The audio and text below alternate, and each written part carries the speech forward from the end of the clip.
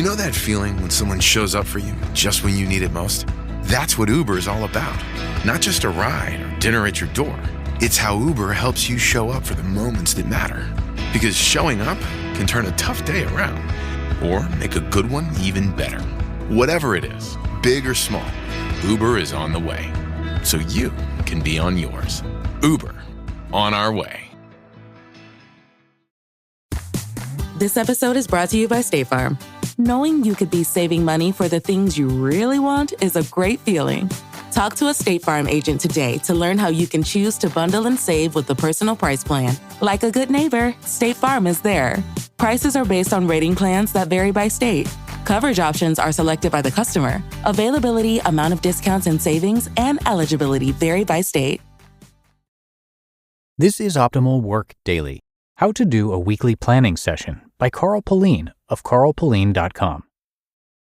When I first read David Allen's Getting Things Done, I, like many people, scoffed at the idea of giving up an hour or so at the end of the week to do a weekly review. I felt that once I had got everything into my new GTD system, everything would take care of itself. The thing is, it does not take care of itself. And without a weekly review, things will slip through the cracks. And to protect ourselves and self-esteem, we blame the GTD system, not the fact that we are not doing a fundamental part of the whole GTD system. Over the years since, my weekly review has evolved. Because I process my inboxes frequently, usually every 24 hours, and I do a quick inbox scan at the end of the day in case there are any fires building up, I do not need to get clear. And now, with the time sector system, the only work that matters is the work I need to do next week. So how do you do a weekly planning session? Well, you probably have heard of the experiment with the glass jar and the rocks, gravel, and sand. The experiment demonstrates how to fill a jar with the rocks, gravel, and sand. The experiment shows when you start with the big rocks, you can fit everything into the glass jar. If you begin with the sand and gravel, there will be no room to get the big rocks into the glass jar. Well, the analogy is, if you plan your week or life with your big, most important life goals and tasks, and then add the less important tasks, you ensure you get your most important work and goals done first. So, when you plan your week, you begin with your big rocks, the most important tasks you have to complete. This could be a project that needs doing, or a goal you want to focus on. Get the time you require to do this work blocked out on your calendar. To do this, you go through your active projects first. Which projects need moving forward next week, and what needs to be done to move it forward? In my case, right at the top of my projects list today is my Create Your Own Apple Productivity System course update. This course must be completed this week. That is the big rock, and I need around 6 hours to complete the project. Knowing this, the first thing I do when I do my weekly planning is to block 3 hours on Tuesday and 3 hours on Wednesday to finish the recording and editing. I've also blocked 2 hours on Thursday for writing up the text and preparing the course images. Finishing this course is my focus for this week. After that, I go through my tasks in my Next Week folder, check they are still relevant, and move them to my This Week folder and give them a date based on what my calendar tells me about what my commitments are next week, my appointments, coaching calls, and doing my YouTube videos, blog post, and podcast. And that's it. In a typical week, and this week is not a typical week, I may have 2 or 3 big rocks, my objectives for the week, and this is where my focus will be for the week. Fill no more than 50% of your time. Now, the secret to building a manageable week is to plan out no more than 50% of your time for the week. You need to build in flexibility because each day you will be picking up new tasks and commitments. There will be new appointments and new problems to solve.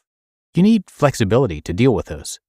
So, before I finish a weekly planning session, I make sure I have plenty of blank space on my calendar to deal with these emergencies. I also try to keep Thursday and Friday afternoon as free as possible to catch up with anything I didn't manage to get done in the early part of the week. Of course, this will vary week to week depending on what projects you are working on, whether you are in a busy or quiet period, but where possible, try to keep as much blank space in your calendar for the unexpected and unknowns. The Weekly Planning Checklist. So, here's how I would recommend you do the weekly planning session. 1. Go through your active projects and goals and ask, what needs to happen next? Block the time required to do that work on your calendar, your big rocks. 2. Review your appointments for next week and make sure they are still happening.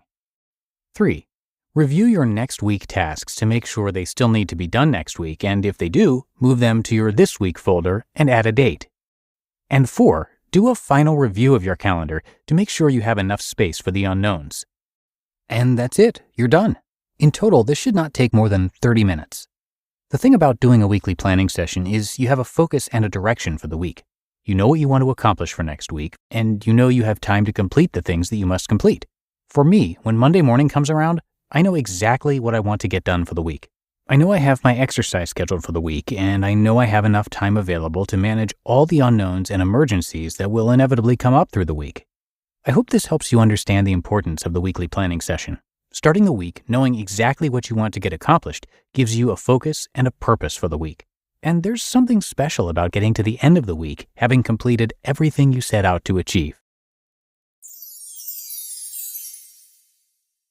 You just listened to the post titled How to Do a Weekly Planning Session by Pullein of Pullein.com.